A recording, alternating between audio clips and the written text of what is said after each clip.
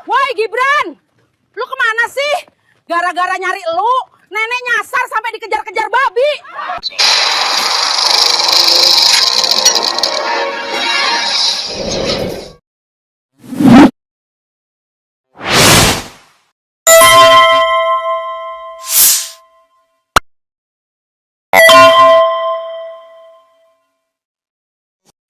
Assalamualaikum warahmatullahi wabarakatuh. Pemirsa, amuk publik, amarah publik, ya, dan akhirnya tembok-tembok di sekitar DPR pun ditulisi, ya, pakai model-model vandalisme itu. Who need Gibran? Siapa yang butuh Gibran? Bajingan. Ya.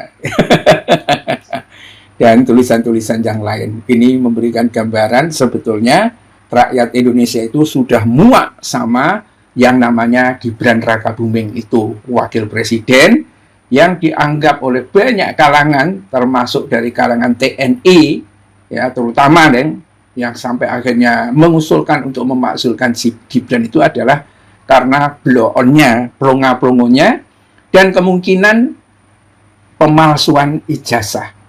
Ya, karena dia tidak punya ijazah SMA, tetapi malah mencantumkan gelarnya di dalam foto resminya itu BSc.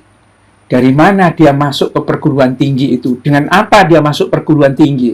Sehingga mendapatkan gelar BSc itu. Ya, ini harus diusut. Dan jangan-jangan Gibran melakukan hal itu karena melihat bapaknya itu juga melakukan hal yang sama. Aman. Tetapi kan dulu itu aman karena Jokowi itu masih menjadi presiden. Sekarang, walaupun belum ditangkap, belum dipenjarakan, tapi sebetulnya jiwanya Jokowi itu udah dipenjara banget. Kenapa? Ya karena dimaki-maki seluruh negeri ini persoalan ijazah palsu. Mantan presiden dengan punya semua kekuatan begini kok, untuk mendorong dia, kuat nggak dia itu mengambil ijazahnya dalam lemari kemudian ditunjukkan ke publik? Kok nggak kuat? Itu kalau nggak pembohong kelas wahid itu nggak ada. Ya, lebih baik dia mengeluarkan duit segitu banyak dan malah mau memenjarakan orang yang kritis. Ya, sementara orang-orang ini mau membersihkan nama Gajah Mada ini.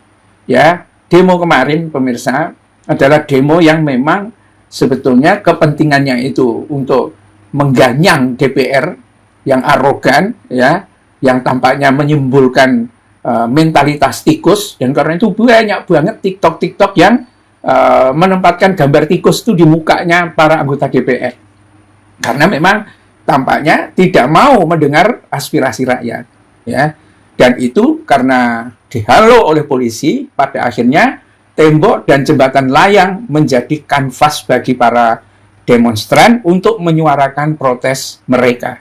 Mulai dari menyoroti tunjangan fantastis anggota Dewan, hingga mempertanyakan peran Wakil Presiden Gibran Rakabuming Raka. Ya, perannya Gibran itu apa? Apa cuma bagi-bagi nasi MBG atau apa itu? Apa coba mau nebang tebu? Lah ngapain menghabiskan uang 500 triliun hanya mendapatkan orang kayak beginian? Ya, dan ini memang sebetulnya tragedi. Ya, dan tragedi ini dimaui oleh Prabowo karena ngebet jadi presiden. Kalau Prabowo menyadari diri, waduh kok bekerja sama dengan Jokowi kok pakai tekniknya begini, ya sudah nggak usah jadi presiden saya. Ya, untuk apa jadi presiden? Tapi malah justru membuat malapetaka bagi bangsa ini, dan dia kemudian sadar diri gitu kan. Jangan sampai mengorbankan negara ini hanya ambisi untuk jadi presiden. Habis sebetulnya itu Jokowi dan Gibran serta yang lain-lain. Karena apa?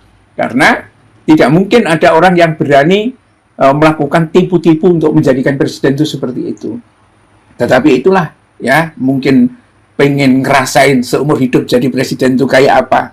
Kan hanya gitu-gitu aja, tasnya dibawain, ya kan? Kalau jalan dikerubutin orang, ya. Kalau ngomong itu kan di sekitarnya saja, di publik, ya. Prabowo dianggap cuma omon-omon doang. Ya, dan apalagi wakil presidennya, ya. Dan ini tampaknya adalah kontrak politik.